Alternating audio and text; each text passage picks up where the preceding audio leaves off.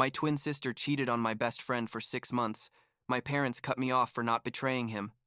But 3 years later, the entire family found out the truth and left them completely alone. I'm 34 years old. I own a restaurant that's doing pretty well, actually, and I haven't spoken to my parents or my twin sister in 3 years. And when I say I haven't spoken to them, it's not like we have a tense relationship or only see each other at Christmas. No, it's that they literally cut me out of their lives, told me they didn't want to know anything about me, all because I refused to abandon my best friend after my sister cheated on him. But anyway, let me tell you the whole story from the beginning, because what happened a few weeks ago was, I don't know, like karmic justice or something, and I need to get it off my chest. My twin sister's name is Megan. She's 16 minutes younger than me, but she always acted like those 16 minutes didn't mean anything, like we were exactly the same in everything. Except we weren't. Because for as long as I can remember, my parents, Brian and Helen, treated her like she was golden, and me like I was, the backup son or something. My mom, Helen, is a history professor at the university. My dad, Brian, was a realtor until he retired like 5 years ago. And they both always had this thing with Megan where she could do whatever she wanted and they'd defend her, while I had to work twice as hard to get half the attention. I don't know if it was because she was a girl or because she was born with some minor health issue when we were babies and that made them overprotective. But the reality is, we grew up in completely different worlds inside the same house. In college, I met Austin, my best friend to this day. We became friends freshman year, like those friends you know are going to be there for the rest of your life. You know what I mean? Austin is one of those people who are genuinely good, honest, hardworking, the kind of person who, when they say they're going to do something, they do it. So, anyway, in sophomore year, I invited him to a family gathering. I think it was my grandmother's birthday or something, and that's where he met Megan. And I thought, okay, they're two people I care about. If they get along, that would be great. What I didn't anticipate was that they'd like each other so much they'd start dating literally a week after meeting. At first, I thought it was weird. I'm not gonna lie, because it was my sister and my best friend, but then I thought it was actually a good thing. Right? Austin was a great guy. Megan seemed happy. My parents loved him because he treated Megan like a queen. Everything seemed perfect.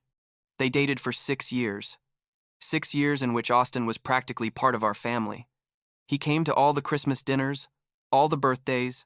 My parents considered him like another son. And when they finally got married, it was like, I don't know, the culmination of this perfect love story everyone had been waiting for. I was the best man at the wedding, gave a speech and everything, talked about how Austin was my brother before he technically became my brother-in-law, and I remember Megan was radiant that day, literally couldn't stop smiling. Austin, too. The guy was so happy, he almost started crying when he saw her walk down the aisle.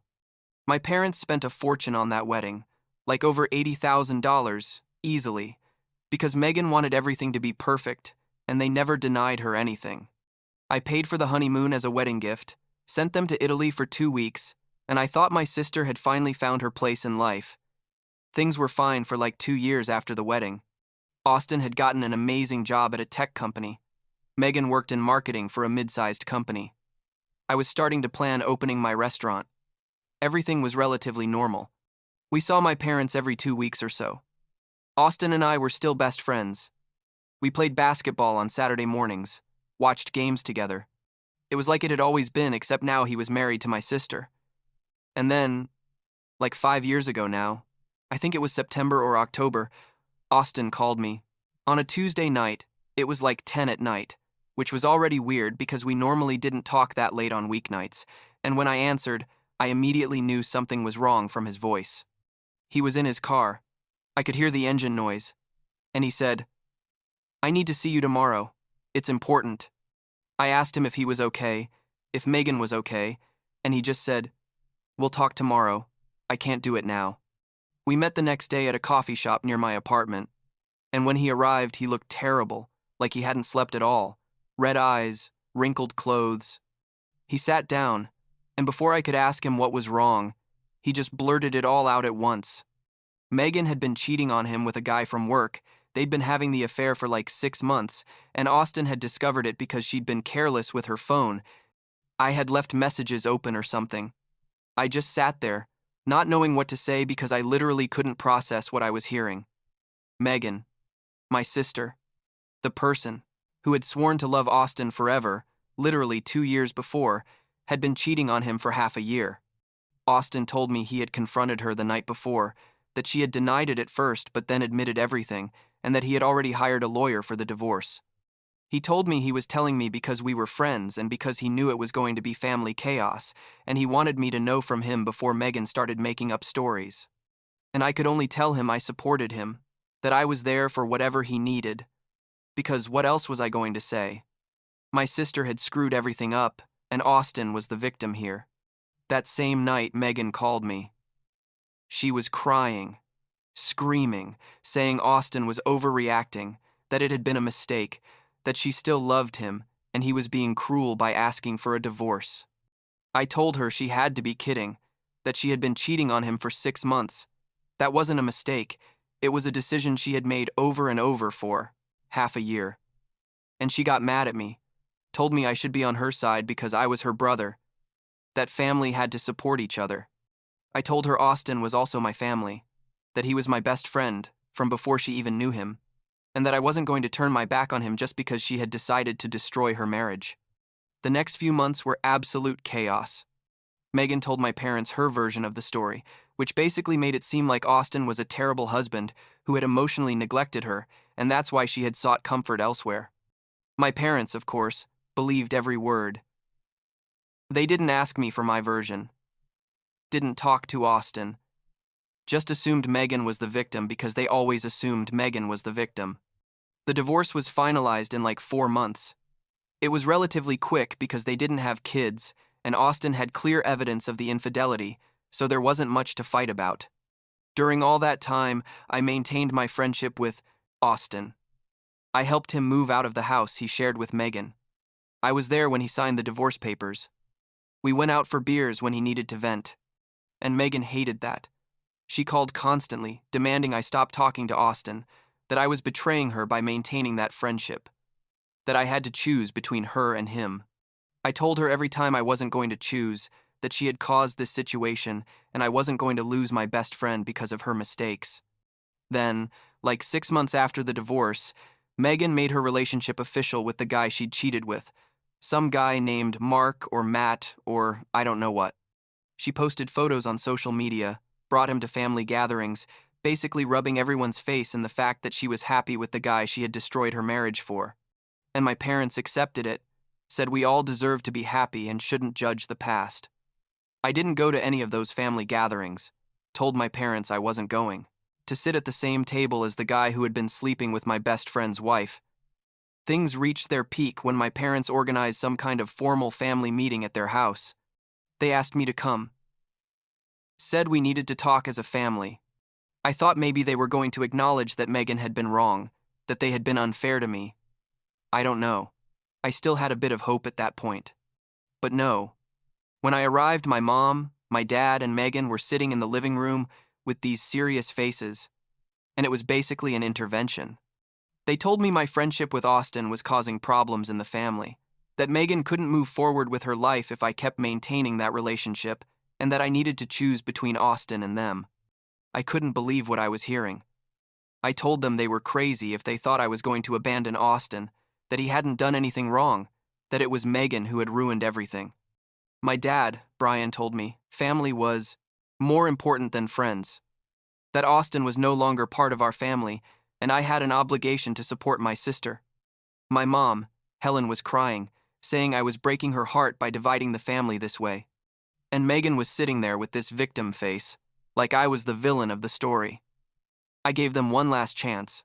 I told them, okay, if you want me to make a decision, here's my decision.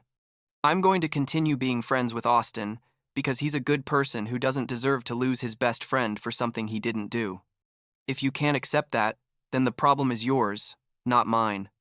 Megan exploded, started screaming that I had always been jealous of her, that I had always wanted to sabotage her happiness, a bunch of things that made no sense. And then she gave my parents an ultimatum right there. Either I cut contact with Austin, or she cut contact with them. My parents chose Megan. Of course they did.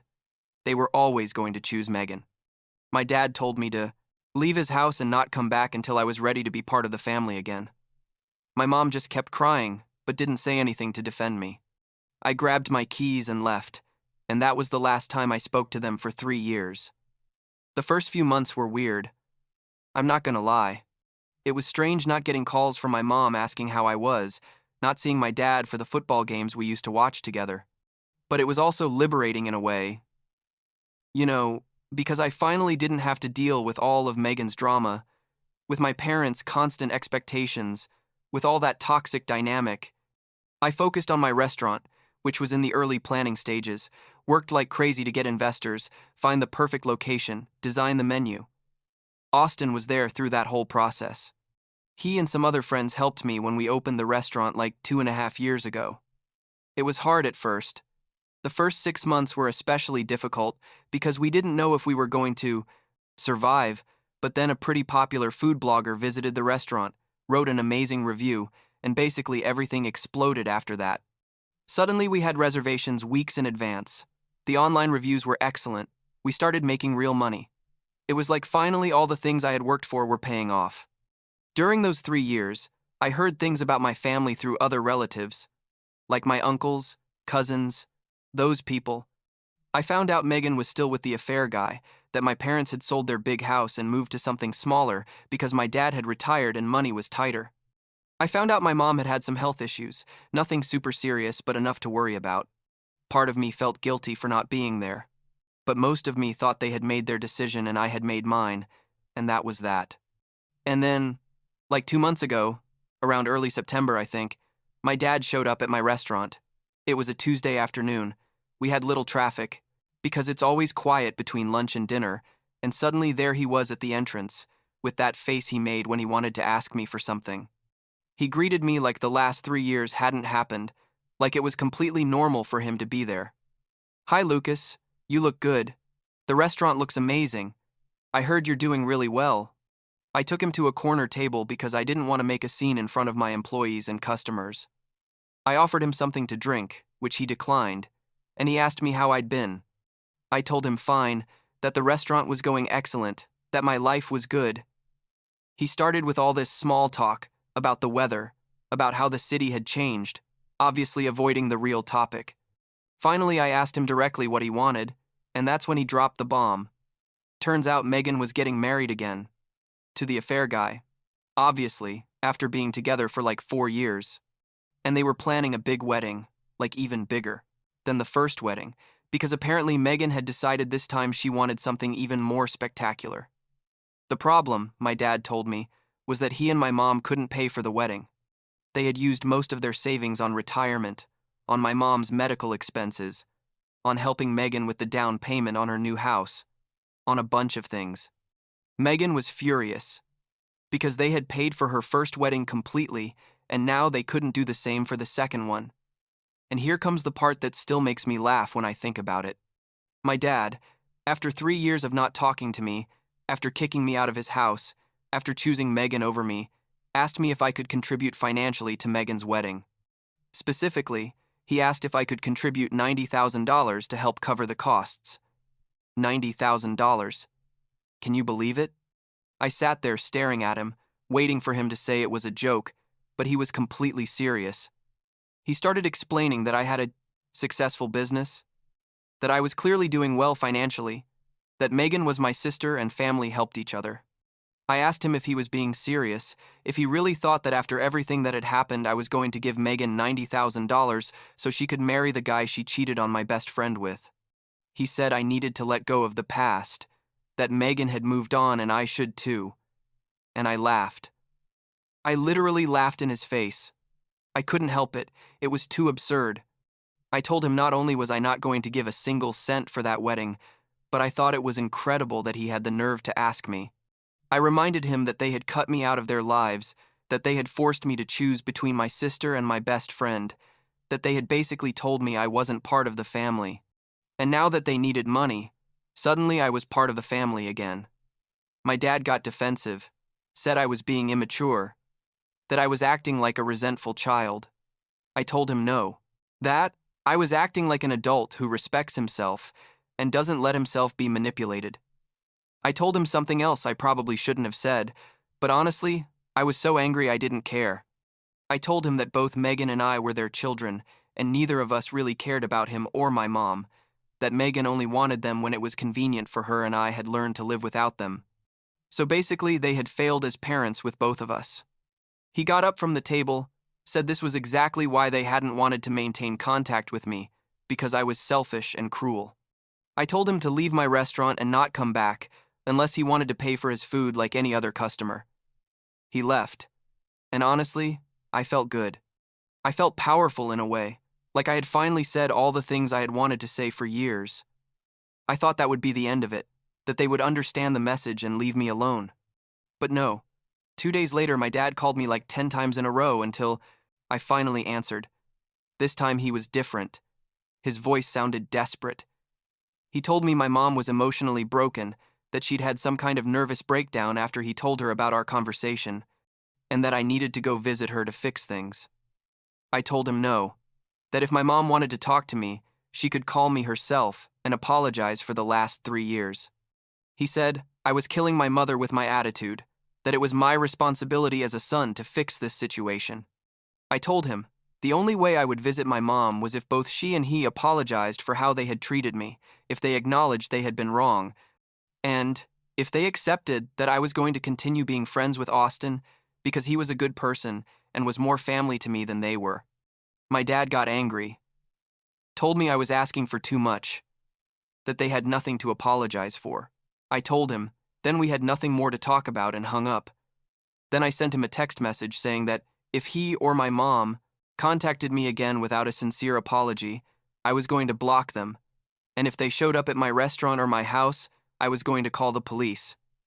That seemed to work for a while.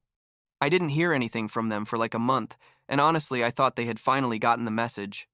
But then I found out from my cousin Kimberly what had been going on. And that's where the story gets really interesting in terms of karmic justice. Kimberly is my cousin on mom's side. She's like 29 years old, and she's always been close to the whole family. Turns out she was pregnant, like 5 months at the time, and was super excited about having her first baby.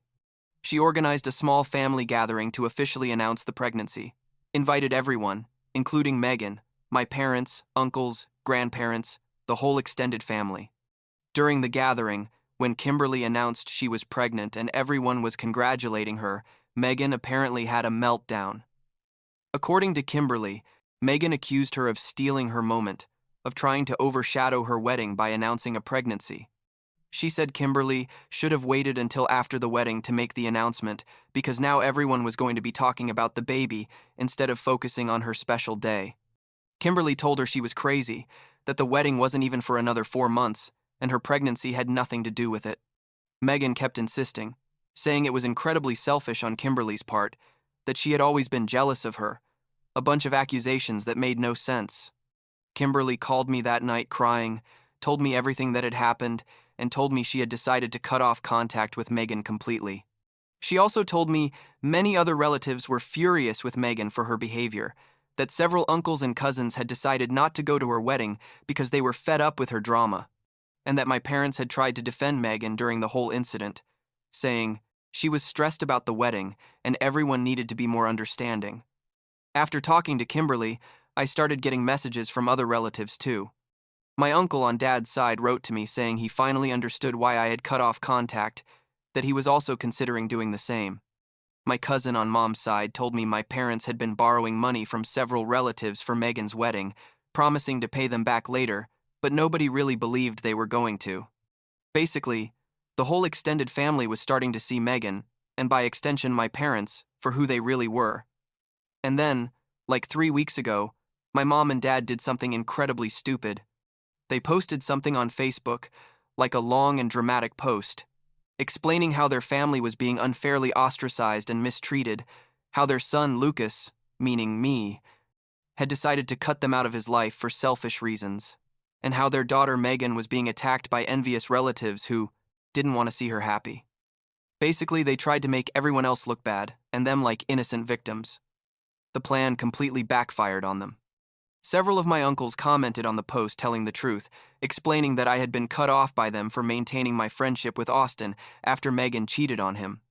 Detailing Megan's behavior at Kimberly's gathering, mentioning the debts my parents had accumulated borrowing money for Megan's wedding.